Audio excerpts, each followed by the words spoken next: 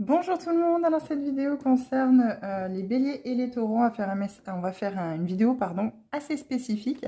On va aller voir une carte avec l'oracle de la voix divinatoire et on ira voir 3 cartes avec l'oracle des réponses divines pour compléter la carte de départ. Comme toujours, vous gardez votre bon discernement dans chacune de mes vidéos. Alors bélier, ce sont pour les énergies de demain. Difficultés.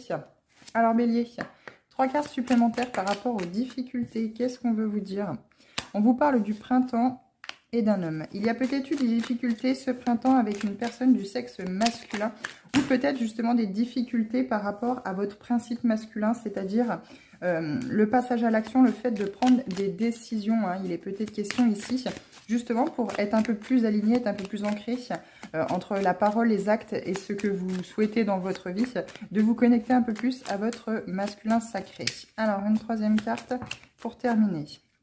Elles sont sorties par 3, mais on vous dit que vous allez vers l'abondance, vous êtes guidé et tout est possible. Donc croyez en vous les béliers, croyez en vos projets, croyez en ce que vous mettez en place justement pour avancer, parce que derrière ces épreuves, il n'y avait pas d'échec finalement, il n'y avait que des leçons et vous allez pouvoir aller vers l'abondance parce que tout est possible. Alors ça pouvait être du côté aussi sentimental, vous le prenez comme cela résonne. Les taureaux.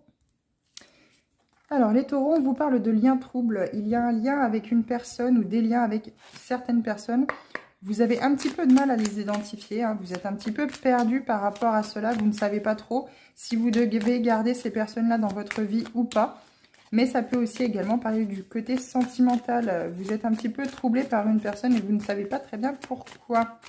Alors, 3 cartes pour vous avec l'oracle des réponses divines. On vous demande d'agir par rapport à cette situation, si vous souhaitez mettre des personnes à l'écart parce que vous sentez bien que le lien n'est pas sain, ne vous apporte rien. On vous parle de l'automne et d'un grand amour. Moi, je pense que voilà, il y a peut-être des difficultés à se positionner par rapport à un lien sentimental, une personne que vous avez pu rencontrer cet automne. On vous dit d'agir ici, de peut-être faire un choix définitif parce que l'autre personne ressent peut-être qu'il y a quelqu'un d'autre dans l'équation, entre guillemets. Elle n'ose peut-être pas en parler et vous n'osez peut-être pas justement passer le pas de pouvoir agir par rapport à cela. On vous parle de grand amour, donc quoi qu'il en soit, je pense que si vous retrouvez votre pouvoir personnel, votre puissance personnelle et que vous n'avez plus peur, que vous avez travaillé sur vos peurs, vous allez retrouver ce lien d'âme en fait finalement. C'est peut-être un lien de flamme jumelle, c'est peut-être un lien d'âme sœur. Moi je pense surtout à un lien d'âme sœur où c'est que vous ressentez cette connexion assez profonde les taureaux.